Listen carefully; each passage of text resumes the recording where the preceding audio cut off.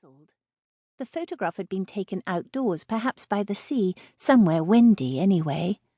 The man was handsome, in a patrician sort of way, with a full head of greying hair, a bony aquiline nose, and the kind of wrinkles that make a face look distinctive, lived in, rather than ground down and defeated. He was dressed in a leather jacket, the collar turned up rather raffishly against the wind. The ghost of a smile played around his lips. He wore the expression of a man who was pleased with himself and his place in the world, perhaps a little disdainful of the onlooker. Even the blacked-out eyes failed to dispel his air of self-confidence.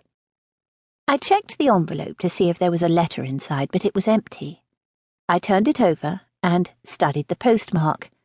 It had been posted locally the day before. I wondered who on earth could have sent it and why. I was curious, but not alarmed. Getting odd missives through the post is an occupational hazard in my job. Ex-clients or members of their families occasionally send me rambling, incoherent letters that are either effusive, abusive, or both. I usually glance through them, put them to one side, and after a couple of weeks send a polite note in response. In this case, as there was no address, it was clear I wouldn't even need to do that. I slid the photograph back into the envelope and put it in the pending tray on my desk. I covered it with the letters I needed to keep from the morning's post, and threw the junk mail in the bin.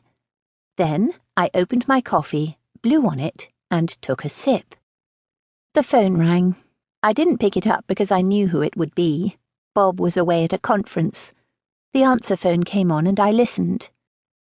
"Jess, just calling to see how you are." There was an anxious note in his voice.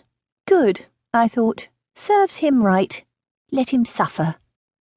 A month ago, Bob had returned from a business trip and confessed to me that he'd had a one-night stand. He'd said he'd resolved not to tell me, but after he got home he found he couldn't live with the guilt.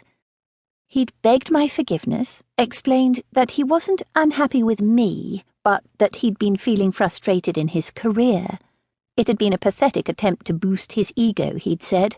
I hadn't been very understanding. "And the girls?" Bob went on. "I hope Nella's concert goes all right today. Tell her I'm sorry to miss it." Pause. "Give her my love, won't you? Wish her luck." Another pause.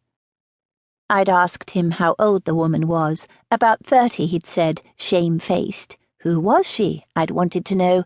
Just a local translator, he'd told me. No one of any significance. That had disgusted me. A man of 52, the head of the legal department at the Assembly, sleeping with a woman so much younger than himself, someone he regarded as unimportant. I hadn't inquired further, and I hadn't forgiven him either. "Your mobile doesn't seem to be working. Mine's on if you want to call." He sighed. "Anyway, I'll be back later this evening. I'll get a cab from the airport. Be in about 9. Silence. "See you then. I'll bring you a surprise." I hoped it wouldn't be flowers. Bob knows I love flowers, so he'd been bringing them home, great bunches of them, waiting for me to put them in a vase, and when I didn't, doing it himself. Seeing them there, arranged clumsily on the mantelpiece, had made me want to cry. Or scream. I hadn't yet, except to myself. I was determined not to upset the girls, and I wanted to hold on to my marriage. At least for the time being. Bob hung up. I leaned forward and switched off the ringer on the phone so I wouldn't be disturbed again. I glanced at my watch. There was an hour to go until my first appointment of the day, an assessment of a new client.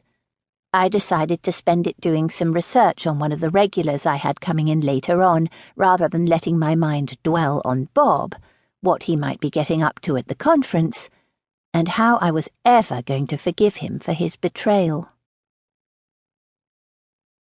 I was reading a paper on complicated grief in the Journal of Phenomenological Psychotherapy when there was a knock at the door.